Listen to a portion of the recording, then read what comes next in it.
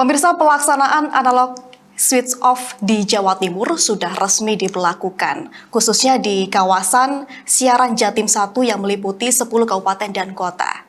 Komisi Penyiaran Indonesia Daerah Provinsi Jawa Timur juga turut mendorong seluruh pihak untuk menyukseskan pelaksanaan dari analog switch off atau ASO ini. Begitu juga dengan masyarakat Jember yang harus segera bersiap mengikuti migrasi dari siaran televisi analog menuju siaran televisi digital. Untuk lebih memahami terkait analog switch off ini, kita akan membahasnya selama beberapa menit ke depan bersama saya Pial Mediana dalam Tajam Dialog.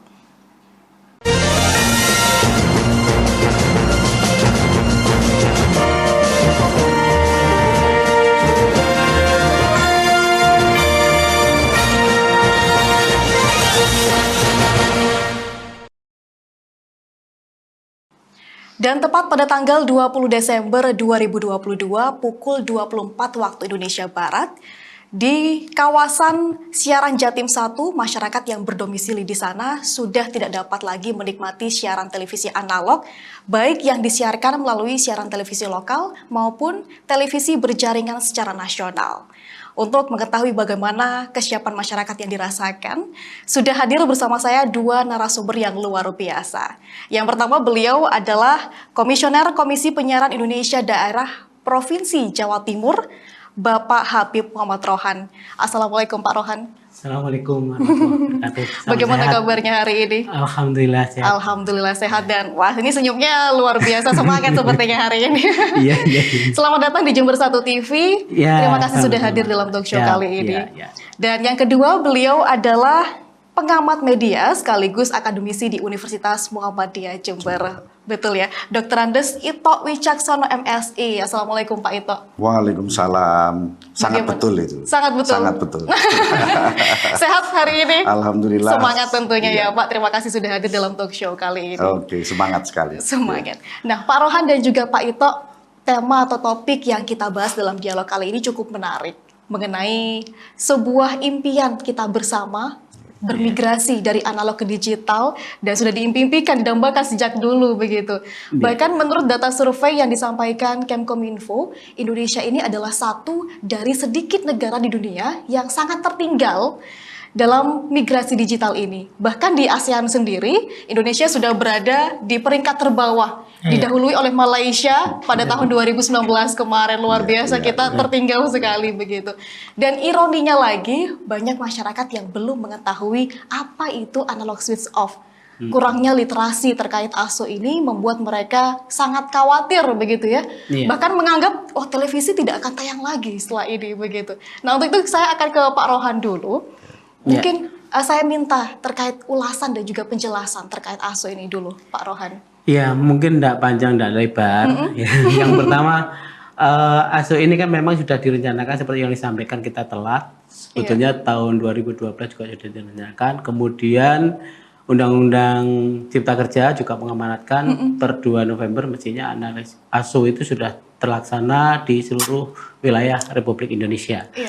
Kemudian perlu diketahui bersama seluruh pihak termasuk masyarakat, memang ASO ini diprogramkan secara nasional oleh pemerintah, harapannya adalah untuk mengefisiensikan sumber daya alam udara, kan begitu. Kemudian bagi dampak masyarakat sebetulnya satu, kualitas tayang dan lain sebagainya, sehingga pemirsa juga tidak akan melihat semut lagi dan lain sebagainya, itu pasti. Kemudian di balik itu juga untuk pemirsa yang menggunakan TV digital ini adalah kelanjutannya itu gratis, tidak ada angsuran, tidak ada iuran dan lain sebagainya. Begitu. Jadi itu yang perlu masyarakat ketahui. Bagaimana teknis dan lain sebagainya. Sebetulnya kalau tahapan pelaksanaan ASO di Jawa Timur sendiri sebetulnya per 30 April itu sudah harusnya dimulai justru di wilayah Jember. Jember itu masuk Jatim 3 ya, Jember, Lumajang dan Bondowoso dan sekitarnya. Sebetulnya begitu. Cuman karena ada beberapa kendala teknis justru dibalik. Akhirnya tahap pertama kemarin dimulai 20 Desember pasca final. Ya, akhirnya masyarakat juga berkesempatan nonton final yang sangat heroik dan dramatis. Ada sang Messi dan lain sebagainya itu kan. Ya, kita berharap itu memberi kesempatan ulang kepada masyarakat untuk menyiapkan diri sama-sama Cacu Caliwo untuk mempersiapkan dalam pelaksanaan ASU itu. Betul. Gitu. Nah, tentunya terkait dengan infrastruktur dan alat yang dibutuhkan untuk bermigrasi dari analog ke digital ini banyak yang harus dipersiapkan ya Pak. Bagi pemirsa Jawa Timur? sebetulnya tidak terlalu banyak. Kalau yang TV-nya mungkin TV warisan dalam bentuk tabung dan lain sebagainya, atau yang lama yang itu misalkan sistemnya masih analog, dia cukup menggunakan tambahan STB plus anten. Nah sekarang insya Allah mungkin sudah beredar lagi produk TV digital yang perlu diingat, Indonesia menggunakan jalur channelnya ada sistemnya pakai DVB-T2. Sehingga kalau beli TV digital, beda loh TV digital sama smart TV. Artinya kalau orang mau, TV saya harganya 14 juta loh Pak. Belum tentu bisa digital. Karena dia tidak ada DVB-T2. Mungkin HD dan sebagainya ada, teman dia menggunakan digital luar negeri. Karena digital di Indonesia berbeda dengan yang lainnya. Kita DVB-T2. Begitu. Baik, namun tentunya Komisi Penyiaran Indonesia Daerah Jawa Timur khususnya sudah melakukan upaya sosialisasi jauh-jauh hari. Dan sejauh ini sampai mana Pak? Kalau amanah undang-undang kepada kita sebetulnya tidak terlalu dalam untuk ASU. Kita cukup seperti mu'ilah dakwah sebetulnya. Jalan dakwah. Iya. Dan itu tidak terlalu teknis karena itu sebetulnya juga domain Kementerian Kominfo, Dinas Kominfo dan seterusnya sampai bawah. Sebetulnya begitu bersama multiplexer. Kita berharap seluruh multiplexer juga lebih masif lagi melakukan sosialisasi. Iya, baik. Tentunya bermigrasi, bertransformasi, beralih ini adalah sebuah jalan untuk menuju kebaikan yang lebih baik, lebih nyaman. Nah, terkait dengan kemanfaatan dari siaran televisi digital ini seperti apa nantinya, Pak?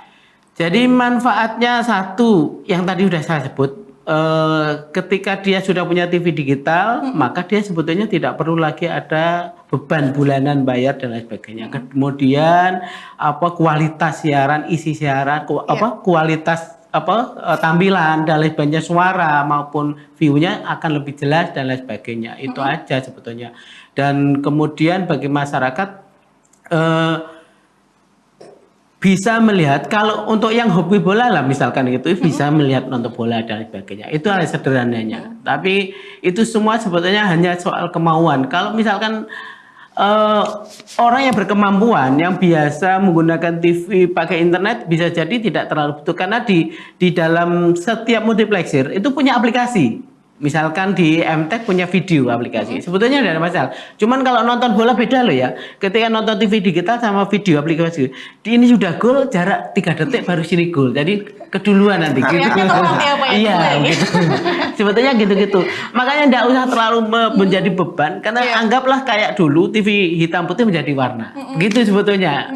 Jadi migrasinya biar masyarakat juga tidak terlalu terbebani ya Pak ya. Begitu. Baik. Nah ini berkaitan dengan manfaat yang sudah dijelaskan banyak oleh Pak Rohan. Saya mau ke Pak Ito ini.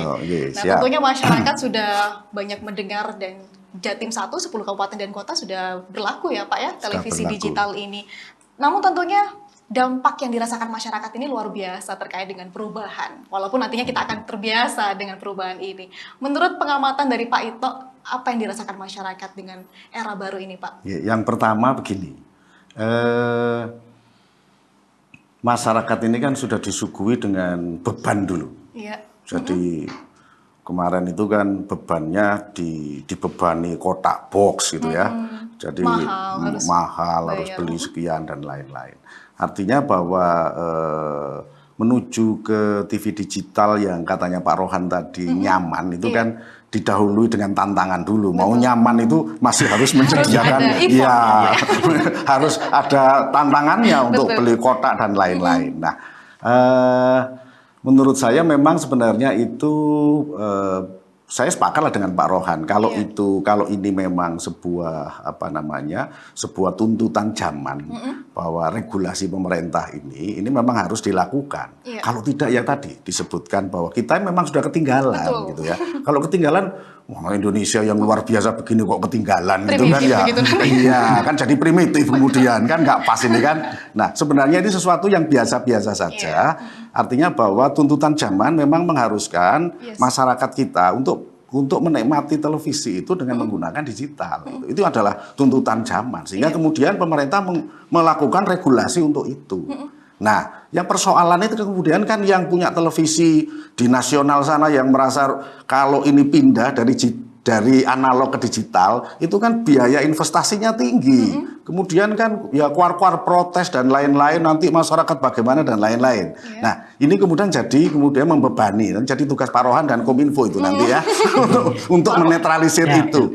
Nah, kalau di masyarakat itu saya kira bahwa ini akan berjalan sebagaimana mestinya gitu ya, di masyarakat, karena kemarin begitu kena dampak COVID-19 itu anak bersekolah ini kan harus belajar di rumah saja. itu menggunakan HP. Berapa harga HP gitu. Luar biasa. Artinya bahwa dan kemudian belajar digital, betul itu ibu-ibu rumah tangga. Mau tidak mau. Dan akhirnya mau dan bisa gitu. Nah, ini persoalan TV digital ini bukan persoalan yang berat gitu untuk apa kalau dibandingkan dengan persoalan COVID-19 gitu. Yang sudah kita alami kemarin dan sekarang anak sudah kembali sekolah. Nah, artinya berkaitan dengan TV digital ini kan ibu-ibu rumah tangga dimanapun berada itu sebenarnya sudah nggak begitu nggak begitu masalah karena sudah menghadapi masalah yang lebih besar kemarin gitu ya. Tapi persoalannya kan ditambahi dengan beban-beban informasi itu nanti harus kotaknya harganya mahal dan lain-lain. Kotaknya sudah dibeli, dipasang itu belum tentu semutnya hilang. Itu kan ya. Ya itu.